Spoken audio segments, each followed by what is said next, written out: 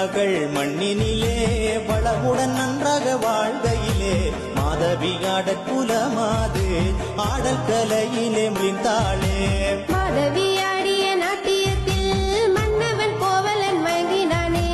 மங்கையவள் கொண்ட இன்பத்தினால் மணி மேகலையும் மகளாய் உதித்தாள். மாதவி அவள் இன்பத்திலே தினம் மயங்கிய கோவலன் தன் கையில் பெற்ற பொருள்கள் அனைத்து இழங்கும் குற்ற மனைவியை நாடினரே.